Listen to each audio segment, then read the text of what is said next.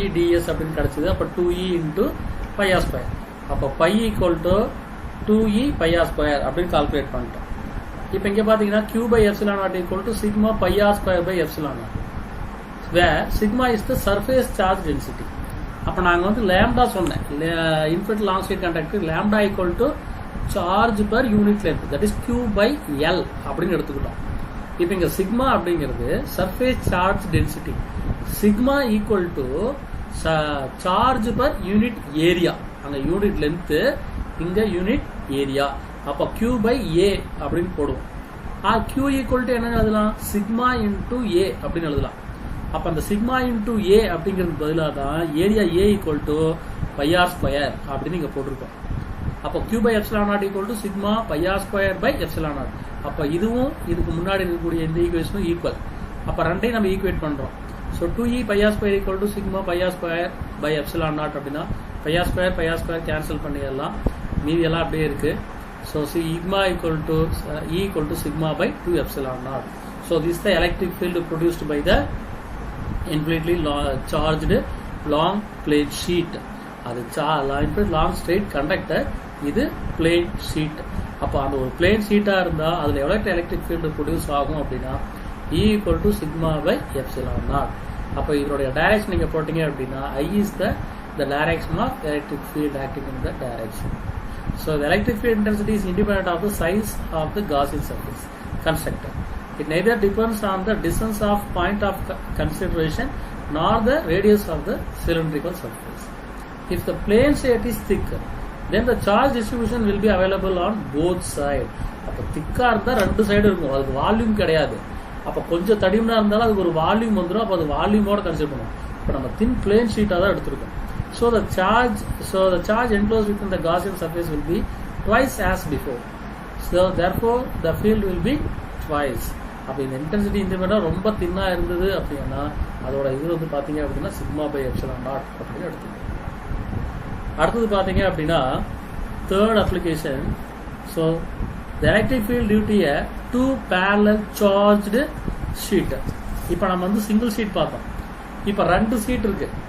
இப்போ இங்கே பார்த்தீங்கன்னா இந்த ப்ளூ கலர் ஒன்று, இந்த கலர் ஒன்று, ஒரு என்ன கலர் லைட் ஆரஞ்சா இந்த கலர் ஒன்று எடுத்துக்கிறோம். ஸோ ரெண்டுமே பாசிட்டிவ் சார்ஜ் கொடுக்குறோம். பாசிட்டிவ் சார்ஜ் கொடுத்தா ரெண்டு பக்கமும் எலக்ட்ரிக் ஃபீல்டு ஆக்ட் பண்ணும். Okay, so two charge plane sheet.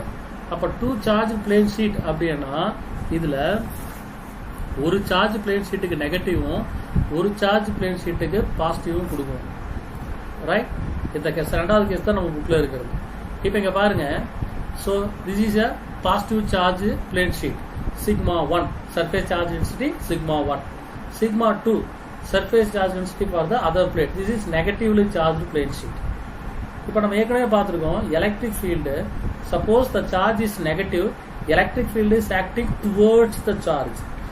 நெகட்டிவாக இருந்தால் electric field acting towards the charge.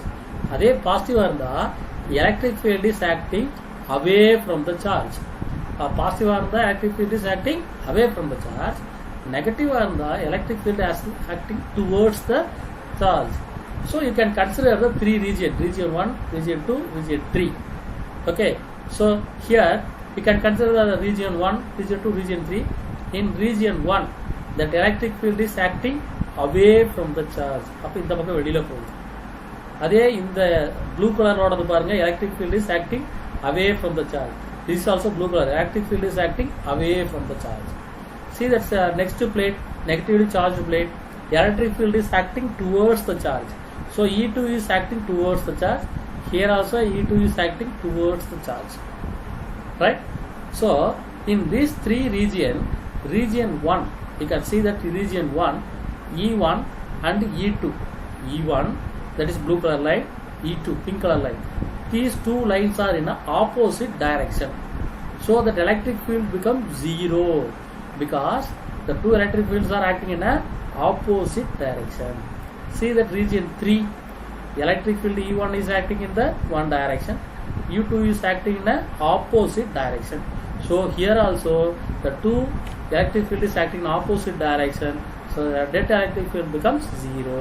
But see the region 2, electric field E2 acting in this direction, E1 also acting in the same direction. So when the two electric fields are acting in the same direction means we have to add the two values. So E1 plus E2. So that's why here we are adding that value E1 and E2. So sigma 1 plus sigma 2 divided by 2 epsilon naught. So sigma 1 sigma 2 divided by 2 epsilon naught. Sigma 1 sigma 2 ங்கிறது நமக்கு ஏற்கனவே தெரியும். That is a surface charge density area இருக்கும் நமக்கு அதுல. அப்போ இதோட value பாத்தீங்க அப்படின்னா இங்க ஸோ சிக்மா 1 சிக்மா 2 ரெண்டே ஆட் பண்ணீங்க அப்படின்னா 1/2 வரும்போது சிக்மா பை எப்சிலான் நாட் இதோட resultant value. So surface charge density equal to sigma by epsilon naught. So அது என்ன வரும் நமக்கு 1/2 எப்சிலான் நாட் 1/2 எப்சிலான் நாட் ரெண்டு சிக்மா 1 ஈக்குவல் டு சிக்மா 2. அப்போ நம்ம கிடைக்கும் போது sigma by epsilon naught. So that is the surface charge density of the electric field experienced by the region 2 between the two charged plate sheet. அப்போ ரெண்டு charge plate sheet இருந்ததுன்னா ரெண்டு charge plate ஷீட்டுக்கு வெளியிலையும் electric field act பண்ணாது. ரெண்டு charge plate ஷீட்டுக்கு நடுவில் மட்டும்தான் electric field act பண்ணும். இது வந்து ரொம்ப ரொம்ப இம்பார்ட்டன்ட், ஞாபகம் வச்சுக்கோங்க. அடுத்தது பார்த்தீங்க அப்படின்னா எலக்ட்ரிக் ஃபீல்டு இன்டென்சிட்டி இன் எ யூனிஃபார்ம் சார்ஜ்டு ஸ்பெரிக்கல் ஷெல். இப்போ இது வரைக்கும் நம்ம பார்த்தது ஒரு இன்ஃபினிட் லாங் ஸ்டேட் கண்டக்டர் பார்த்தோம், அடுத்தது பிளேட் ஷீட் பார்த்தோம், அப்போ பிட்வீன் த பிளேட் ஷீட் பார்த்தோம். இப்போ நம்ம பார்க்க போகிறது ஒரு ஸ்பெரிக்கல் ஷெல். ஒரு ஸ்பெரிக்கல் ஷெல் எடுத்துக்கிறோம். இப்போ பார்த்தீங்க அப்படின்னா ப்ளூ கலர் லைன் இருக்கு இல்லையா, இந்த ப்ளூ கலர் லைன் தான் ஒரு ஹாலோ மெட்டல் ஸ்பியர். அதை எடுத்துக்கிறோம். ஸோ அதோட ரேடியஸ் வந்து R, centre point O. Q is the charge, positive charge கொடுக்குறோம். பாசிட்டிவ் சார்ஜ் கொடுத்தா என்ன ஆகும், இந்த பாசிட்டிவ் சார்ஜ்ல இருந்து electric field is acting away from the charge. So the green color line is a imaginary line. This line is called Gaussian surface. So imaginary sphere, Gaussian surface. And the Gaussian surface la electric field act பண்ணும். அப்ப அந்த electric field act பண்றதுல we are considering a small surface area at the point P, that is ds. So ds surface area normal and the electric field directions are in the same. So now we are going to calculate what is the electric field at the point P. P la electric field என்னவா இருக்கும். So according to the Gauss law, pi equal to Q by epsilon naught. So E and ds are in the same direction. So E and C are the same direction. You can write it there E into ds. That is you will get Q by epsilon naught. So here ds equal to 4 pi r square because it is a surface area of the sphere. So ds integrate பண்ணா நமக்கு கிடைக்கிறது 4 pi r square. இது according to the cause law. Q epsilon not இருக்குது. So E அப்படியே இருக்கு. Close integral of ds போட்டிங்கன்னா 4 pi r square. அப்போ நமக்கு என்ன வேணும், எலக்ட்ரிக் ஃபீல்டு வேணும். 4 pi r ஸ்கொயரை அந்த பக்கம் கொண்டு போங்க. அப்போ Q by 4 pi epsilon not R square. இது நம்ம ஏற்கனவே நம்ம பார்த்துருக்கோம் எலக்ட்ரிக் ஃபீல்டுக்கு 1/4 pi epsilon not Q by R ஸ்கொயர்னு பார்த்துருக்கோம். அதே தான் இங்கேயும் கிடைச்சிருக்கு. Suppose you are taking that since Q equal to sigma into 4 pi r square அப்படின்னா you can simplify the equation like this. E equal to sigma r square by epsilon naught r square. Okay. So electric field due to a uniformly charged spherical shell at a point on outside the shell is such as the whole charge where the concentrated at the center of the shell. So the charge whole charge is concentrated at the center. This one is the point is outside the spherical shell. அப்போ இங்க ஒரு sphere இந்த blue colour line எடுத்துக்கிட்டீங்கன்னா 3 possibilities இருக்கலாம். ஒன்று இதை விட்டு வெளியில் இருக்கக்கூடிய காசியன் சர்ஃபேஸில் அந்த பாயிண்ட் இருக்கலாம், இல்லை இந்த ப்ளூ கலர் சர்ஃபேஸ் ஏரியா மேலே இங்கேயே இருக்கலாம். மூணாவது பாசிபிலிட்டி என்ன, இதுக்கு உள்ள ஸ்பெரிக்கல் ஷெல்லுக்கு உள்ளே இருக்கலாம். இப்போ மேலே காசியன் சர்ஃபேஸில் இருக்கிறத பார்த்துட்டோம். அடுத்தது ரெண்டாவது பாயிண்ட் பார்த்தீங்கன்னா at a point on a surface area of the cell. இப்போ சர்ஃபேஸ் ஏரியா மேலேயே அந்த இது இருந்துச்சுன்னா என்ன அப்படின்னு பார்க்கணும். இருந்தால் என்ன ஆகும், according to the cause law pi equal to Q by epsilon naught integrate of d and ds அதே தான் வேல்யூ தான். இப்போ இதை இன்டெகிரேட் பண்ணாங்க என்ன கிடைக்கும், 4 pi r ஸ்கொயர் கிடைக்கும், same value. So again you can get the same equation.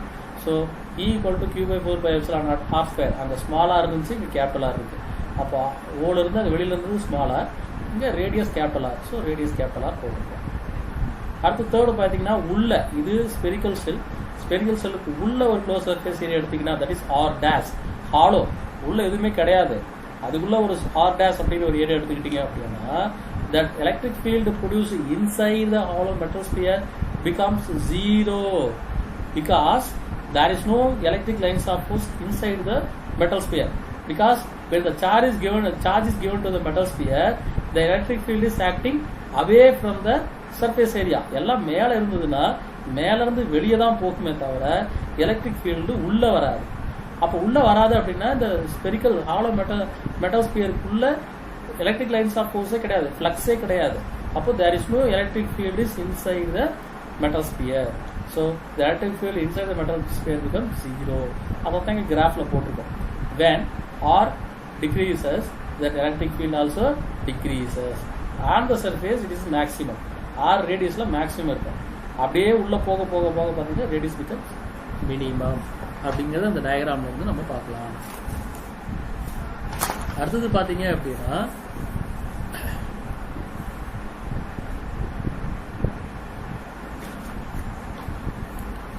behavior of the conductor in the electrostatic field. So electrostatics of conductors and dielectrics. So அதுதான் இந்த டாபிக்ல பார்க்க போறோம். அதுல நம்ம பார்க்க போறது behavior of the conductors in the electrostatic field. ஒரு கண்டக்டர் இருக்கு, அந்த கண்டக்டர்ல சார்ஜ் கொடுத்தா அது என்ன எப்படி பிஹேவ் பண்ணும் அப்படிங்கறத இதுல நம்ம பார்க்க போறோம். இதுல ஃபர்ஸ்ட் இது பாத்தீங்க அப்படின்னா irregular shaped object இருக்கு. So net electric field intensity of the interior of the conductor is 0 because the total number of positive charge and negative charge are equal. So net electric field intensity in the interior of the conductor is 0 always.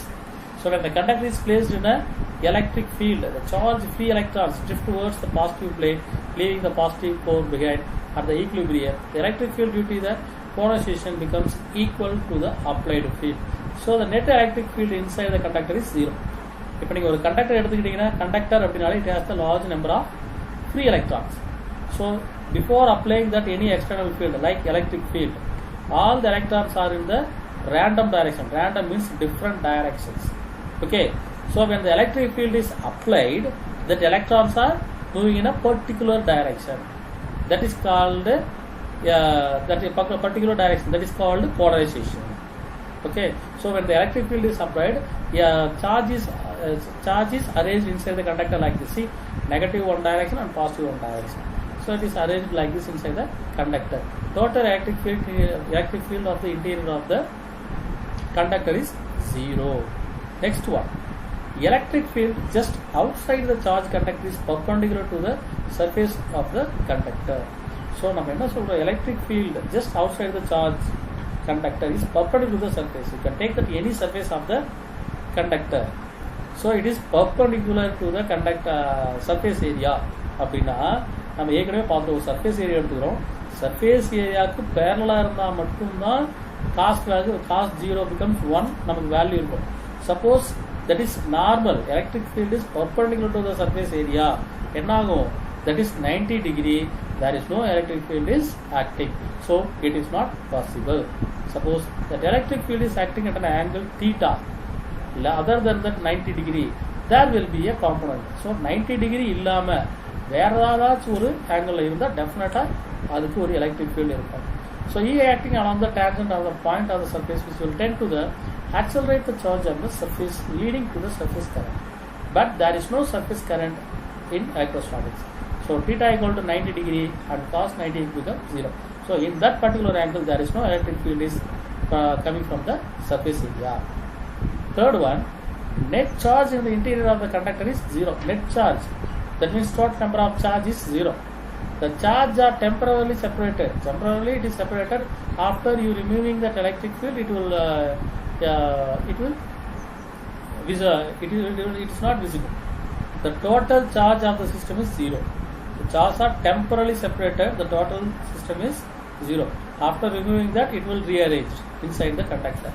So pi equal to close to integral of E dot ds equal to q by epsilon naught. This is called Gauss law. The same thing. Charge always resides on the surface of the conductor.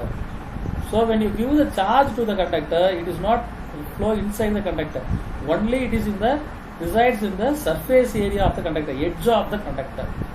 எப்பவுமே charge கொடுத்தோம் அப்படின்னா அது சென்டர்ல இங்க அங்கெல்லாம் இருக்காது, ஒரு surface area எப்பவுமே அதனுடைய எட்ஜஸ்ல தான் இருக்கும். ஸோ கண்டக்டர்னா அதனுடைய எட்ஜஸ்ல மட்டும் தான் அந்த charge areas. So since E equal to 0 the interior of the conductor, therefore Q equal to 0 inside of the conductor. Electric potential is constant for the entire conductor. So it is a constant, that is called the eq potential surface. நம்ம ஏற்கனவே சொல்லியிருக்கோம். So dV equal to minus E into dr or E equal to minus dV by dr. அந்த ஈக்குவேஷன்ல இருந்து எழுதுனது தான் இது. அடுத்து பார்த்தீங்கன்னா surface charge distribution may be different at different points. So when you take this type of shape of an object, the radius is greater here, but radius is very smaller here.